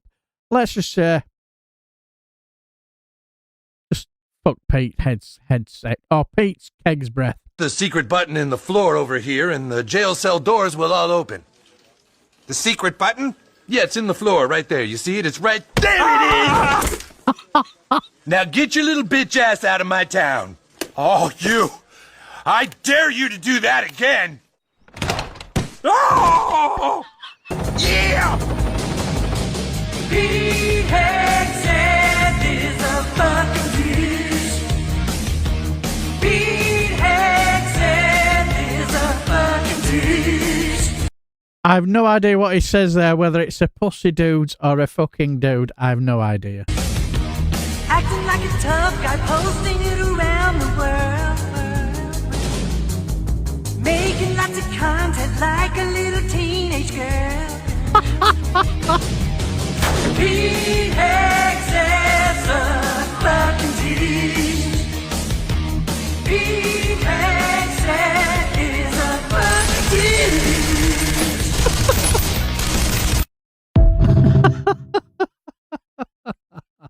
Yes, that was Pete Keg's breath, and don't worry about it, Indy Duck Mel, should I say. Forget about it. Good to see you here. Team America, yes. Well, my dinner was lovely. What did you have to eat, my dear friend Joe? Hopefully it was something lovely. My fine rug has been offered a role in the upcoming Star Trek as the leader of the Tribbles.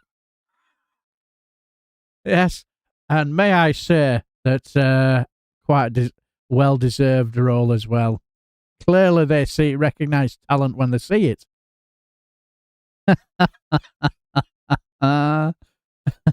But yes, he's an embarrassment, is Pete Keg's breath, isn't he? Jesus Christ. Did anybody see?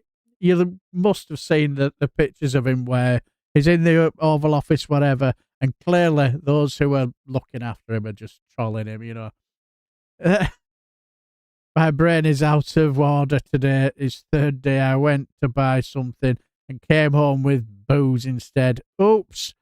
I think that sounds like a wise move. I want mash with tomato sauce, gravy pork. Yum, yum. But clearly they spelt his name wrong on his card, clearly trolling him. But so can I just say, Joe, you've just timed it to perfection. Timed this to absolute perfection. You said that you said that. Now you said that mash with tomato sauce and gravy pork. Right. I'm just going to. Is the legend that is Garrett right when it comes to should mash be lumpy? Okay, mashed potatoes. Serious topic. As an Irishman, I would happily lay down my life to protect us. I see a lot of people talking like they know a thing or two. But there can't be a single lump in the mash. I'll choke on it. I've only a tiny little fragile windpipe. Will you grow a couple of fucking hairs on your chest? Now, if you've no teeth, that's fine. I think mash should be accessible to all, equal rights. If you've got teeth, what are you afraid of a little bit of texture for?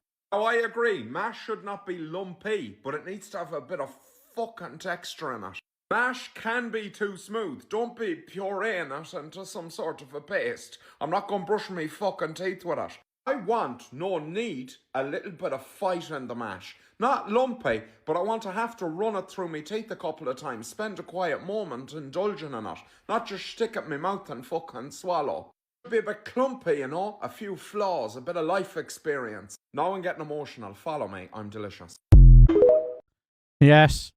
So does our Garrett have a point there? Should mash be lumpy? Yes, because certainly doesn't want to be just so you can seep it through your teeth and pretend that you're brushing it. So creamy and lumpy is nice. I like them with cojones. It's not puree. Clearly, Joe, you are a fold. What's the word I'm after? Maybe it's just bacon and eggs or something. Hello, Rachel from accounting. He's delicious. I'd make his thing. Do you know? Did you just have interest, Rachel from accounting? Did you see that advert about the kettle that looked like Hitler? So yes, if there was any lumps, it just makes me want to puke. Strangely enough, I quite like. I don't mind mine being lumpy. I don't have a problem with it. So let's leave it out there. The puppets having sex in Teen America was unforgettable for all the wrong reasons. Yes. I remember Team America. I always remember Soupy Mash is for old folks' homes.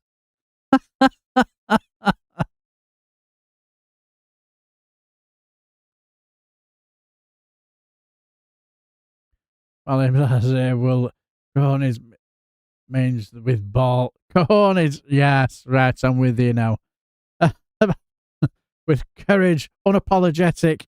Yes, I'm with you now. I do apologise. Light and fluffy, mash is best. Yes. I miss that, and I need a new kettle like is all my last one. All I will say is, there was a kettle that had an advertisement that had to be taken down because the kettle had a very strong impersonation of looking like Hitler.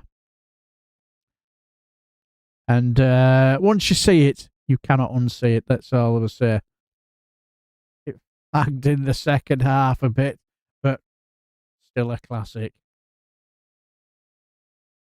But anyway, so that's the Great Potato Talk.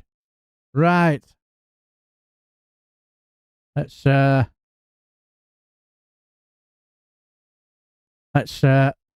do you know who, and this is back to have I got news to you? Do you know which number one job profession is more likely to have an affair? Anybody can guess. Anybody can guess. Yes. This is have I got news for you? And let's just say that which is the number one profession that is more likely to have an affair? What profession is most likely to have an affair? Plumbers. According to a website from illicitcounters.com. Postman. Postman. Yeah, absolutely. Yes, postman. Now let's get down to the dirty sex talk. Yeah. When's your first class mail, love? Yeah. Will this fit in your letterbox? It's all there. I've got a package for you. Yeah, exactly. It's all there. Oh my God!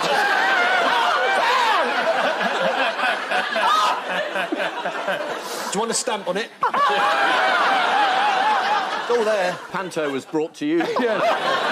Exactly. Although gardeners, window cleaners, estate agents, and bin men also appear in the top 10. Bin men? What's happened to Britain's acting community? Now, I was a bin man for 30 years. I never got any action. Never. Mustn't have the look. My shit probably is a fact when it came to summertime. Shirt off and let all my flabby bits flop out. I probably turned everybody off. Used to be right up there. What profession is most like? Yes. Yes, so it's postmen that are more likely to be caught having an affair. Exactly, Sarah Davis. These are the jokes, folks. Rubbish. Yes. No worries, Indie Duck Mel. I don't know what to call it, but I like veggie mash, potatoes, carrots, different root veg. Very nice. I like your beans, not sweet in tomato sauce.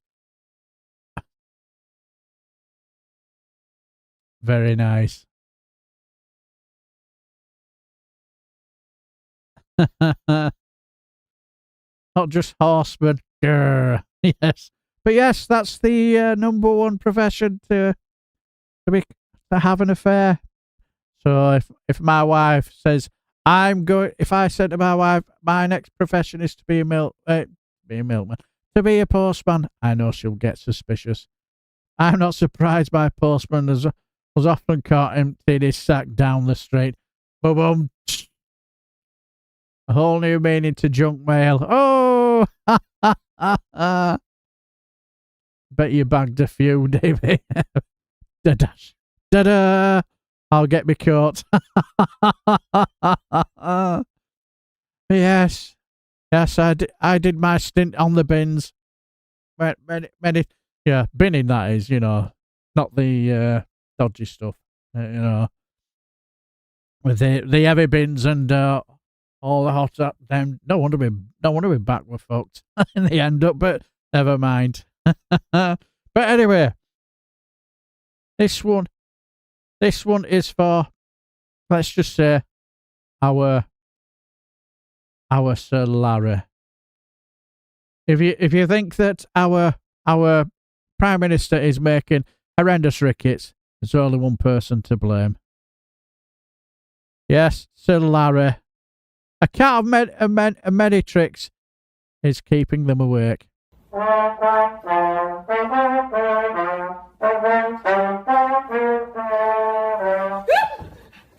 wonder they can never sleep. Disgraceful behaviour, Sir Larry.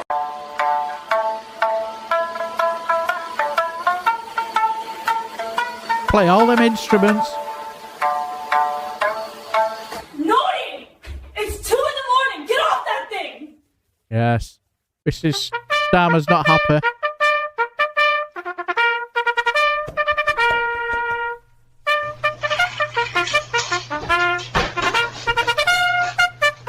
Enough! What are you even doing? Get out of here!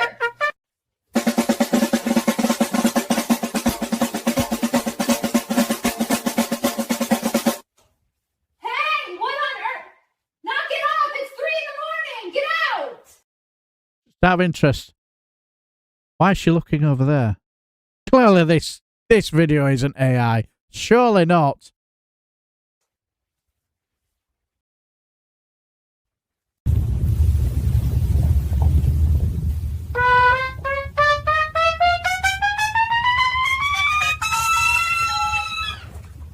You need to hear off. Wait! Remember! Disgraceful behaviour, Sir Larry. What have you got to say for yourself? Disgraceful. But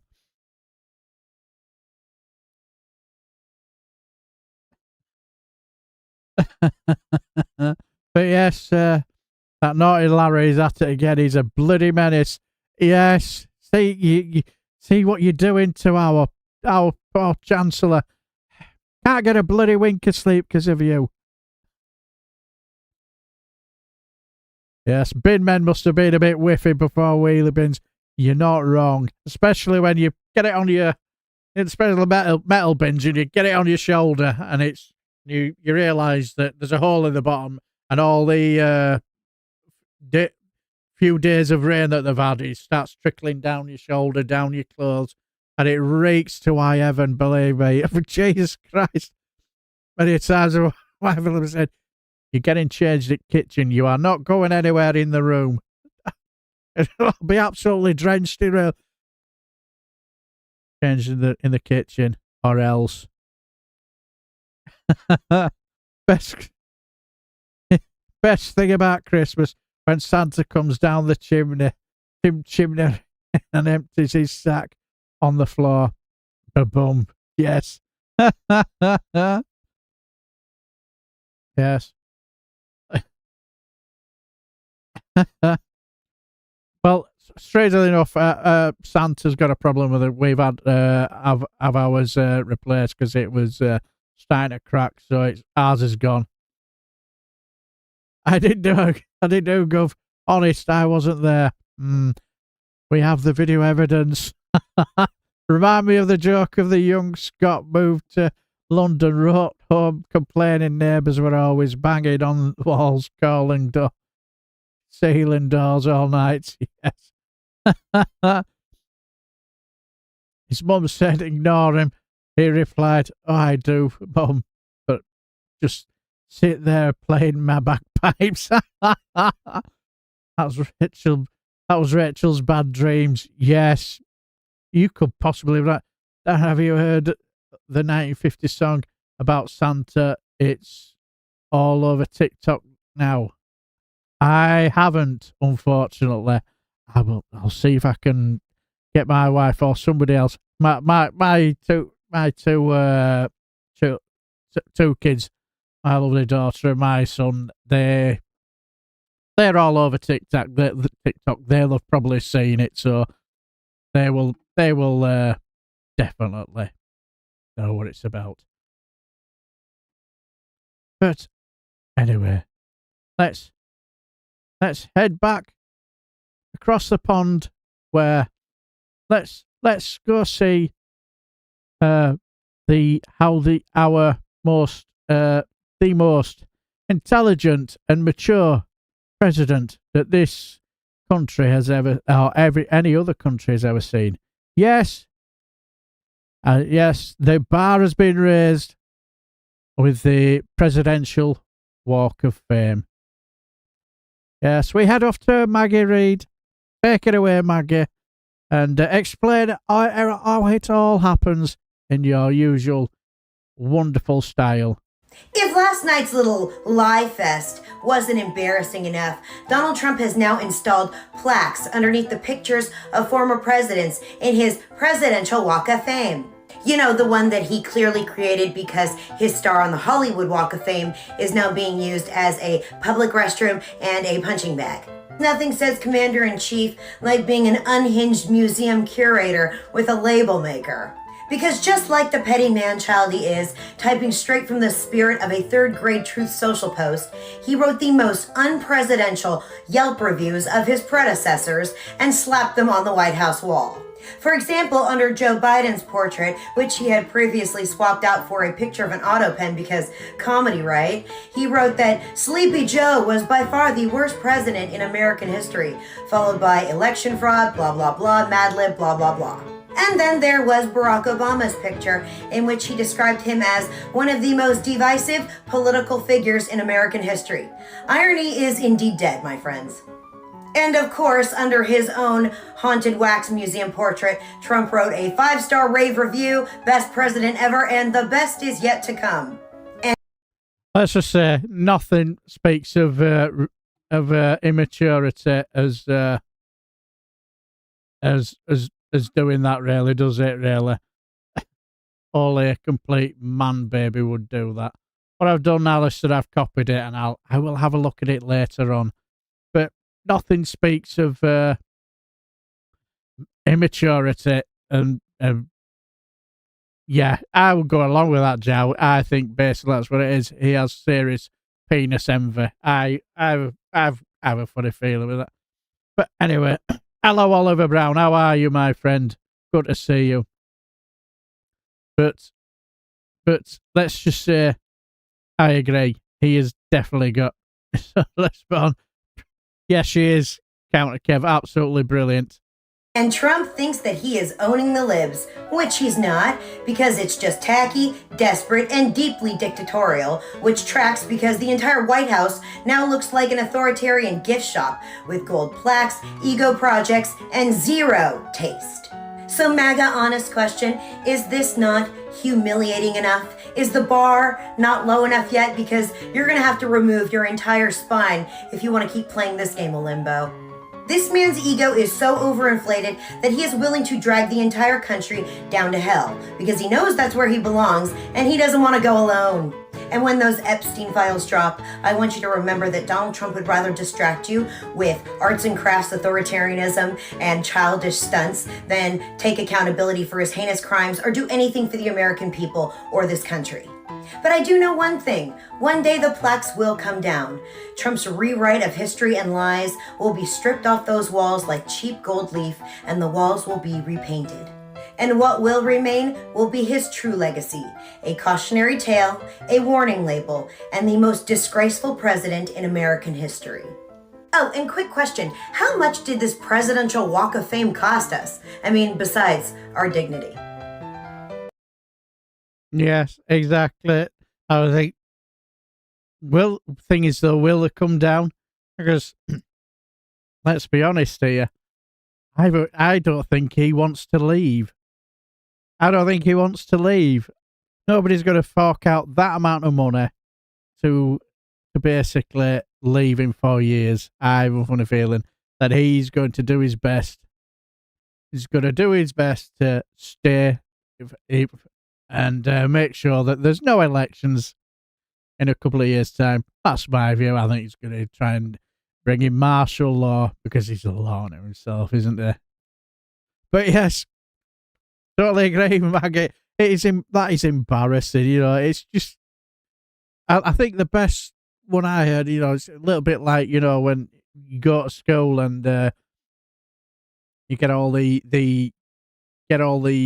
pictures of the best students of the week, and he's there underneath writing smelly or whatever, ugly or specky 4 eyes or something, you know, because in his ridiculous childish way, because it's just a baby, and I just thought, well, the last thing your child wants to hear is this sit on Santa's Day hours about that thing, guys and gals.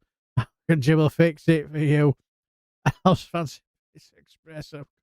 Oh dear. Trump will sit on Bubba's lap for Christmas to get his big wonderful gift.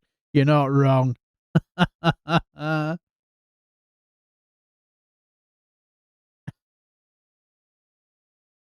Yes, but I just thought that was just brilliant because it just looks embarrassing, doesn't it? You know, he's done all that, and you just think only a baby would do. You can swift the insecurity in him. You having to advertise it and write all that about yourself. That is piss poor in it.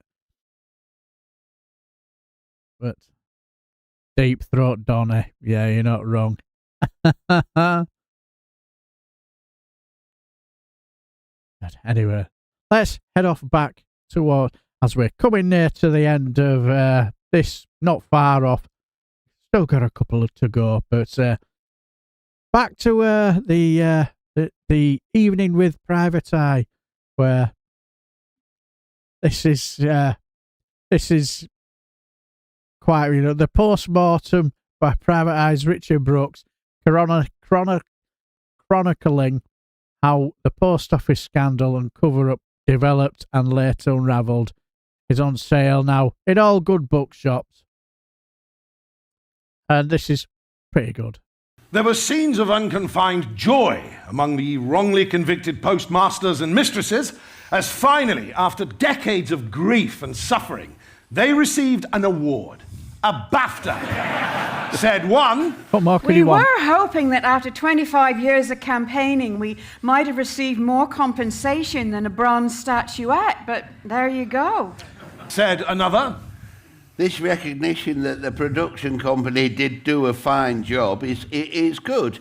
But it would be quite nice if I was awarded a suitable sum of money for the years I spent in prison.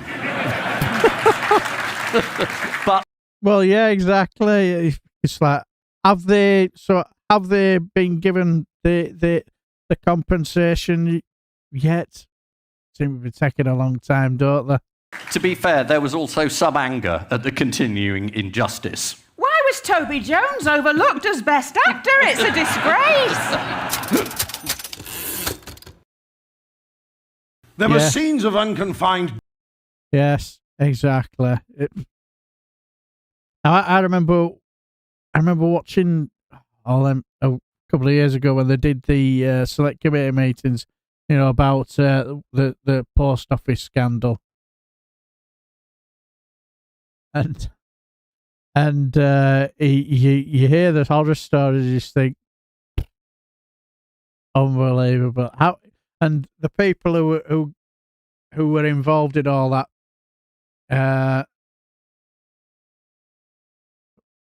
yeah, no worries, Alistair. If you do that, because I'm in between dances. What's best to do for Thursday? I'm sure we can come up with something. But yeah, I watched it and it was quite heartbreaking. You one or two people who the witnesses who were the post office masters, and they looked quite broken a little bit. You know, because you can imagine they've been through a lot, haven't they? And let's be honest, I've forgotten her name now, but she should be in prison, really, shouldn't she? But yeah, those poxy plaques he's put up in the White House are the most puerile, churlish thing he could have possibly done. Yeah,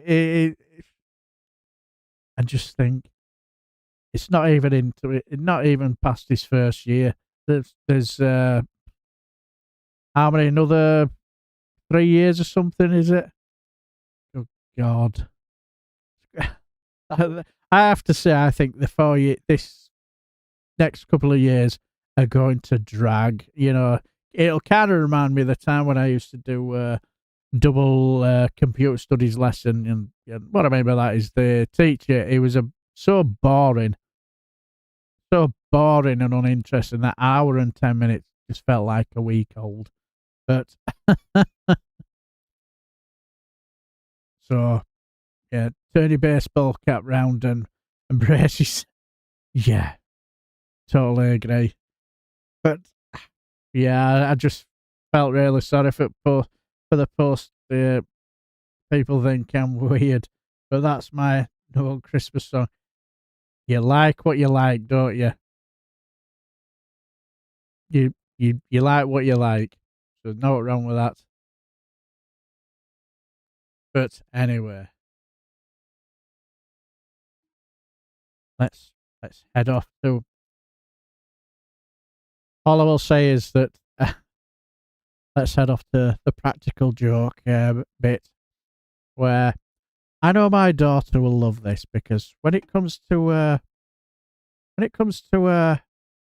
practical jokes are the most let's just say the most intellectual joke.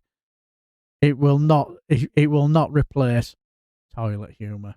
And when I saw this, I pissed myself laughing. So this one's for you, my daughter. If you think it gets bad now, gets even worse. And all I will say is to my wife, don't get any funny ideas.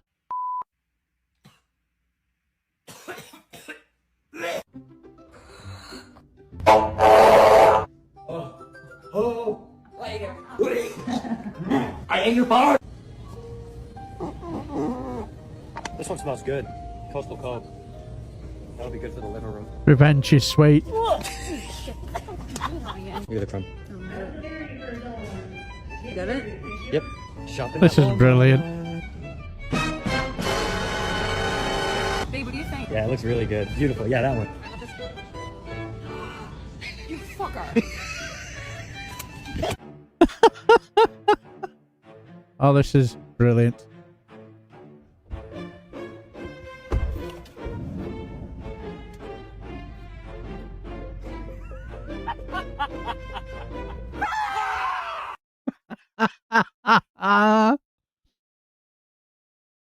Yes, I particularly chuckled away when she stuck that long pipe on there, and then just let rip, and it just vibrated. That just made me chuckle, and I thought, I know my daughter will love that. She would giggle away. Exactly, Sir Larry. Classic. Yes, when did have a cosy night with Murdoch? Yes, very much so. That's exactly, Joe, when your wife really loves you. Oh, yes. And you also know when she really loves you, when she Dutch ovens you after. Oh, yes, I suffer with that injustice. Oh, we'll dutifully get some ideas. Yes, I know she will. I'll be asleep when I Yes, Kirsty, yes. Silent night, farty night. He won't last that long unless it's the power of pure evil that's keeping him alive. When I was younger, I used to trap farts in the bath with a jar. Oh, brilliant. Absolutely brilliant. But yes, that made me laugh. Got that long pipe. I'd love to know where she got it from, and then just made me chuckle. My nan used to say, a man picks the sofa. He's the one sleeping on it a lot. We will get to that Indie Duck Bell later on. That's for certainty. But anyway, what we'll do is head off. Did you know that that in Ireland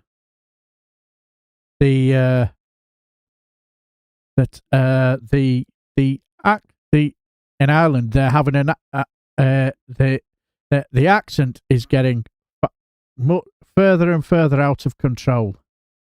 Yes, it's getting much more out of control, and it definitely needs to be sorted. Even worse than the conflict and the thousands of unnecessary violent deaths, is the actual Northern Irish accent. The Northern Ireland accent is scary to the people of the South, and in this leaflet that we have produced, we've outlined some of the phrases and sentences that are in question. Cheeseburger, French fries, flim flam dib doubly rubbly doubly doubly, flank jackety burger. My stomach is bad. Can I have a prescription? The accent is out of control. Yes, it is. Yes, it is. And it gets worse. It's getting out of control, even with the animals now. Even affects animals. This is how a dog sounds in Northern Ireland. Row, row, row, row. And a cat. Meow. And a cockerel. Cock-a-doodle-doo. Even worse than the conflict. And yes, so you in Ireland, get the accent sorted. Oh, that made me chuckle when he did the that made me chuckle.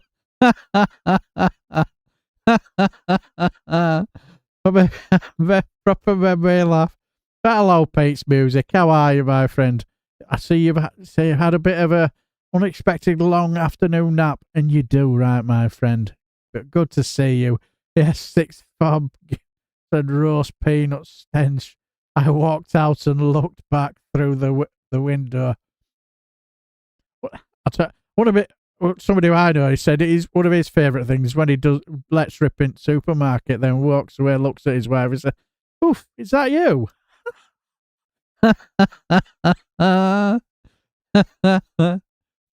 Definitely.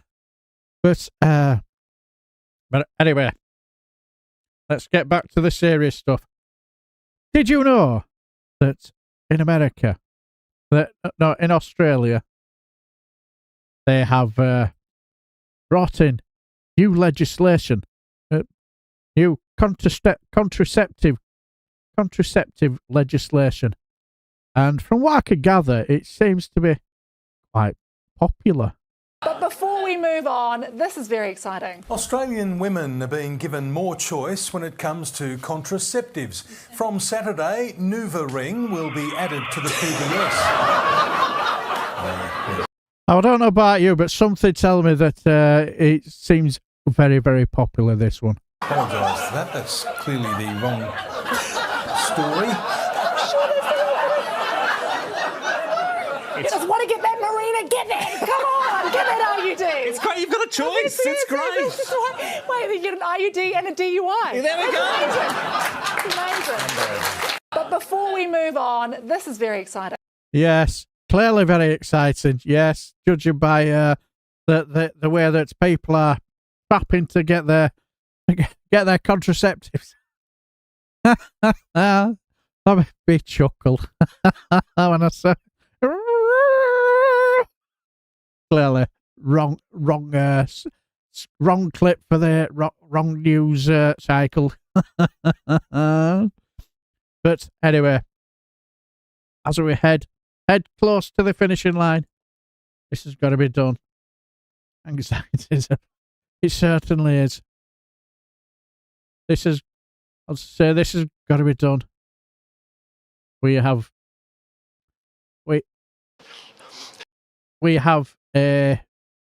do have a Christmas message from one or two people. Yes, the Christmas message from the leader of the free world. Good evening, America. But with true failing there.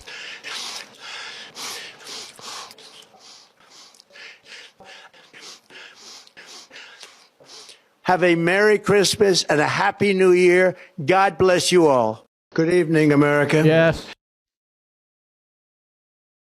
Yes, God bless. Yes. Brilliant speech. Yes, full of feeling. Got you all there. Got you right into the Christmas spirit there, didn't it? And not just that. We also had a Christmas message from the one and only. Yes, we saw we talked about Carol. Yes. Merry Christmas, Earthlings. That's Carol Malone. Enjoy it. Your next Christmas could be under my rule. Yes, that's Carol Malone. Merry Christmas, Earthlings. Enjoy it. Your next Christmas could be under my Thank you, Carol rule. Malone. Merry. Yes, that's Carol Malone from the Terrorhawks. That was before she became a right-wing grifter. The worst heavy breather call ever, yes. Yes. He sounded like an aged porn star. He certainly did. One thing is certain. I bet his porn name wouldn't have been Roger Pokum, that's for certain. He either needs... or has been on the white stuff, yeah. Oh, that's Carol Malone. Pete's music. Carol Malone is that? Yes. Yes. We all remember Terrorhawks. That was Carol Malone's first gig before she became a right-wing grifter. The image bears an uncanny resemblance to Carol Malone. Certainly does, doesn't it? I've been sort of like, every now and again, I've sort of like seen some of her posts on Twitter, so I just post the gif of Zelda from the Terrorhawks.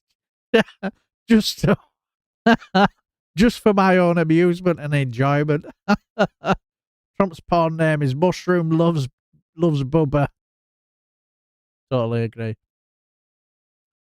Now, as we're nearly finishing, I conclusively prove that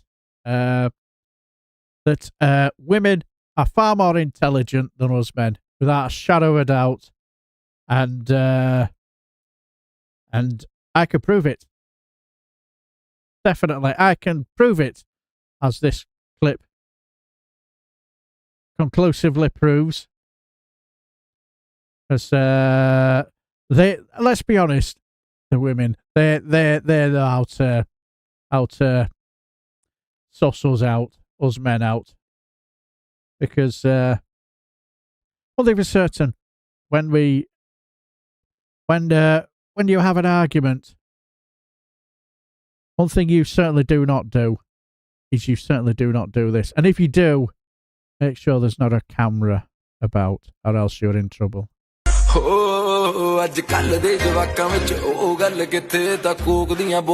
Yes, don't do that. And if you do, make sure you're not being filmed.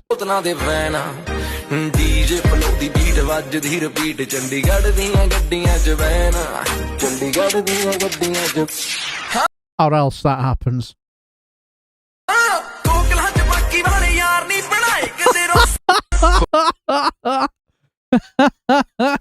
Yes, he certainly is. Certainly is, Alistair. He is dead. Yes. And see, the thing is, when you, how do you know when your wife has cooled down after you've done something stupid like? Now, this is the test. Have you ever heard of the crocodile test? This is the crocodile test. Yes. If she's mad, still mad, she's going to do that. Yeah. Yes. If an alligator, yes, towel. Same with a wife. Also, I would say, never criticise the food either, or else this would happen. Last night, my wife made this soup, and I told her it tastes like shit. Tastes a lot better today. Last night, my wife... Yes, I bet it does.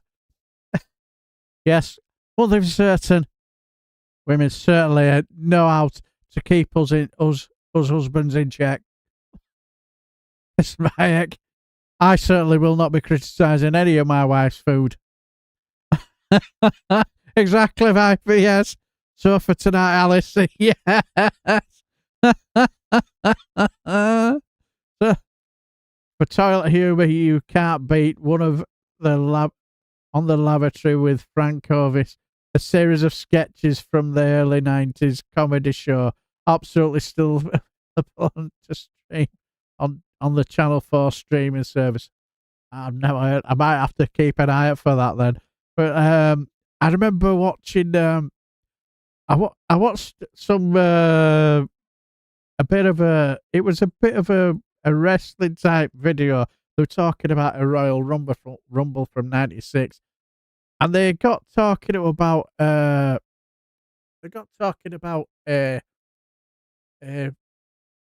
Well, it loosely termed a comedian where his gimmick was to smash and hammer up watermelons in front of a live audience. God knows for whatever. But he had a twin brother who did the exact same thing. And people were sat there, they're covering themselves up so they don't get absolutely drenched in watermelon. For whatever reason, they found it funny, but they said that one of the brothers took the other one to court for copyright, and actually they said that on one show a woman was injured because because the guy on the stage threw I think it was a fluffy type, teddy type penguin lookalike. But what was inside it was a fire hose, a fire, that big red fire thing. They stuck that in and threw it into the audience. So a woman was injured. You just think, mental. So, but yes, they've proper got the vision. Can you play clips from Stella Street, Daz, or is it Verboten. I've Stellar Straight. I've not heard that one. I might have to look that one up then. And I bring out the big probe. Yes. 2 golden rules for happy marriage. 1, the wife is always right. And 2, if in doubt, see rule number 1. The only sentence you will ever need. Yes, dear. I can totally agree. Yes. Yes, I totally agree. But also,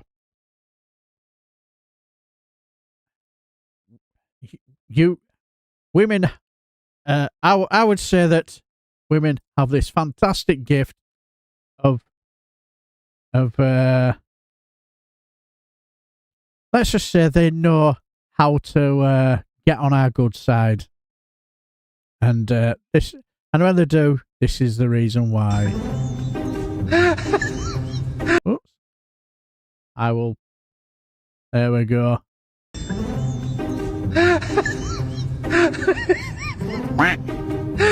Oh, yes. Hello. Any other day, his guts, he'd be on the sofa. What a cano! Oh,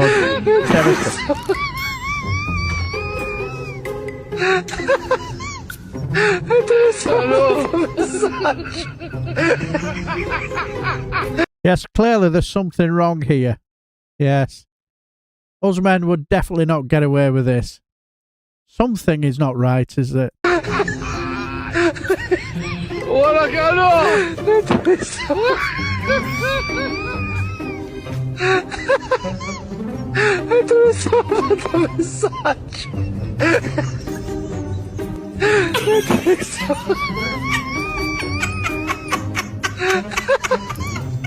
Oh dear.